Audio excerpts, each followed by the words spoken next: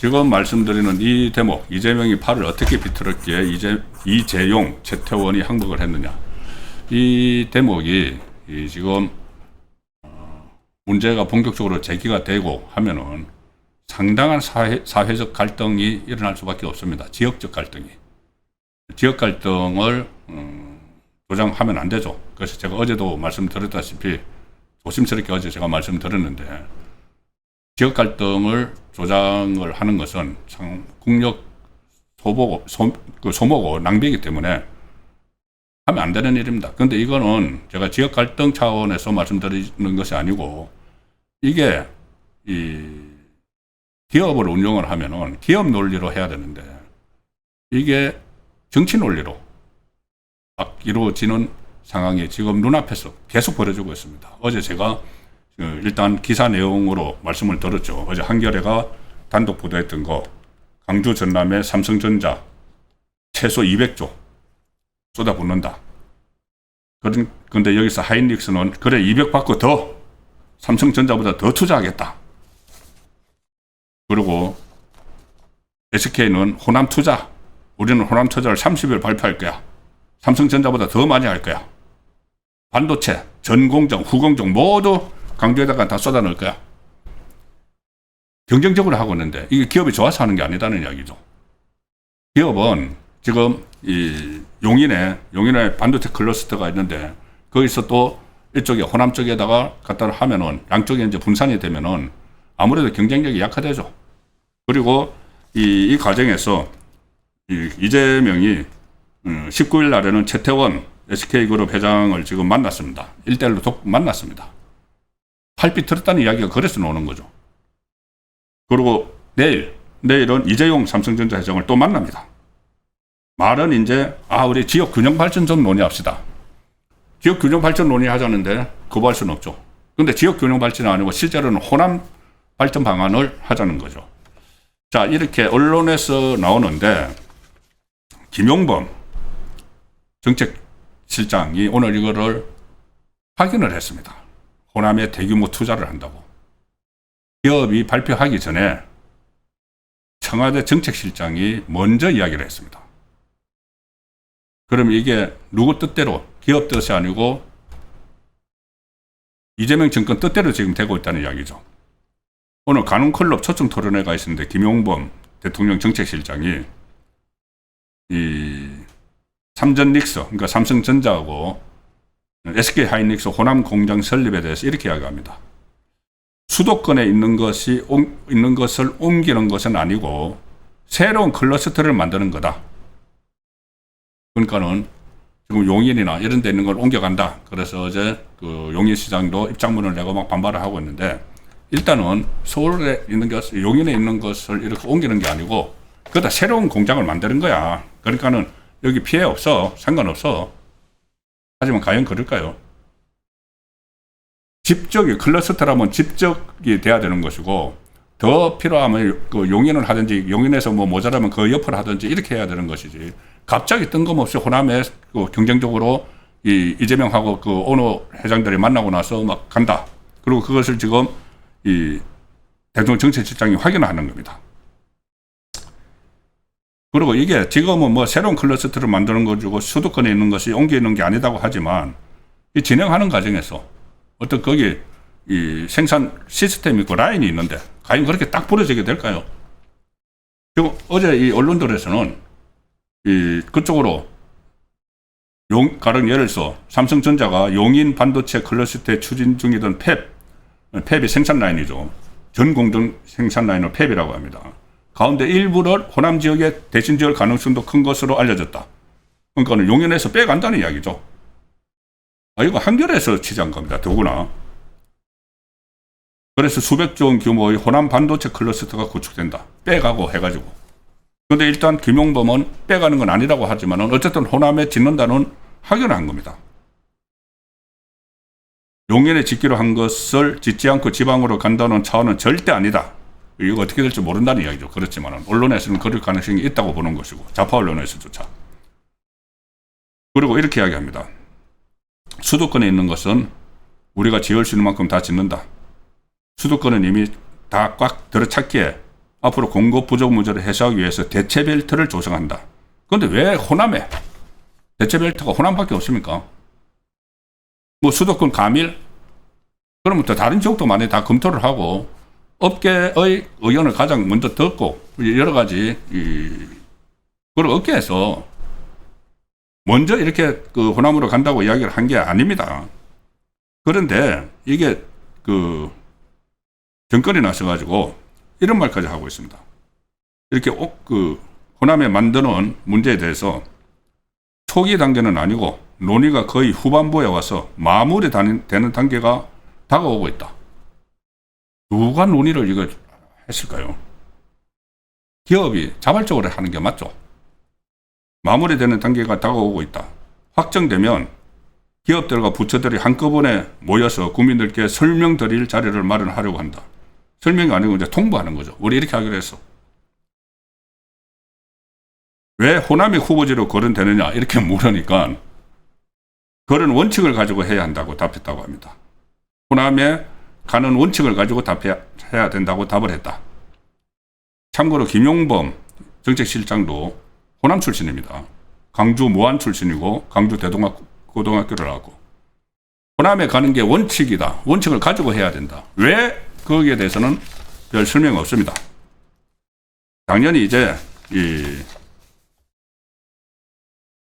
국민의힘은 반발하는데 자 김용범이 그렇게 이야기했죠. 호남에 가는 원칙을 가지고 해야 한다. 왜 그랬을까요? 왜 이런 말을 할까요? 이재명이 원칙을 정해줬기 때문입니다. 이재명이. 이 일이 벌어지기 전에 어떤 내용이 있었는지 오늘 뉴데일리가 단독 보도를 했습니다. 충격적인 내용입니다. 어제 제가 오늘 낮에도 이 내용을 소개를 들었기 때문에 핵심만 좀 말씀드리겠습니다. 자, 뉴데일리 단독 기사를 보시면은 이재명이 여당 의원들에게 강주와 전남이 민주주의에 기여를 했는데 국가가 해준 게 없다. 그래서 반도체 공장을 가는 것이, 호남 가는 것이 은혜를 갚는 거다. 자, 무슨 은혜일까요? 민주주의에 기여했기 때문에 은혜를 갚는다. 그동안 이 좌파 정권 들어서면서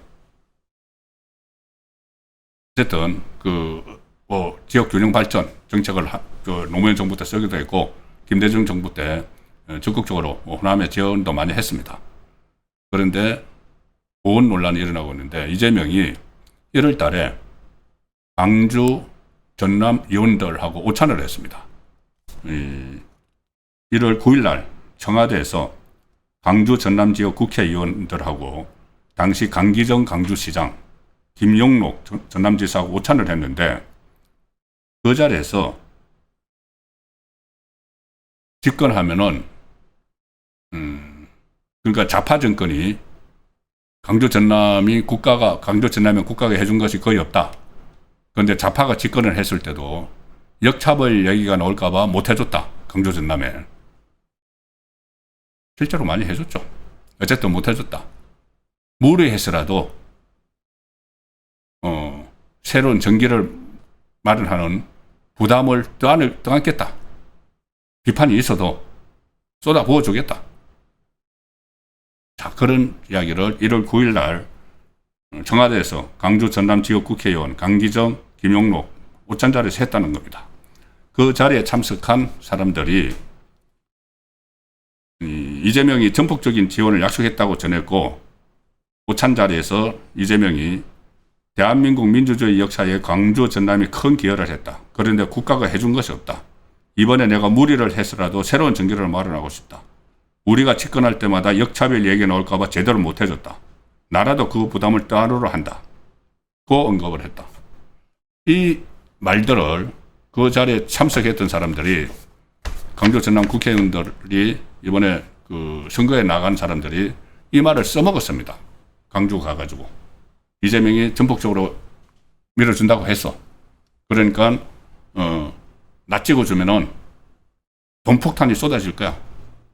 실제로 지금 수백 조짜리 반도체 공장들이 막 간다고 하고 있지 않습니까? 그리고 그것뿐이 아니고 폐지되는 육군, 공군, 해군 사관학교, 통합 사관학교를 뭐 또 전남 장성에 짓는다. 그리고 행정통합도 대구 경북이 먼저 시작을 했는데 아예 그것을 무산시켜버리고 강주 전남 먼저 해주고 이런 상황이 지금 벌어지고 있죠. 그런데 그때 이 출마를 저 자리에 참석을 해서 이재명의 그런 이 약속을 다 듣고 이번에 강주 전남 통합 특별시장에 출마한 민형배가 선거 기간 중에 유세를 하면서 이야기를 다 공개를 했습니다. 민형배가 선대위 출범식에서 이 대통령께서 중간에 농담도 한 말씀 하셨다. 그걸 이제 막 썰어 담아주겠다고 약속을 하면서 나도 생색도 내고 싶고라고 했다. 통합만 하면은 강주 전남을 확실히 밀어줄 결심을 하신 것이다.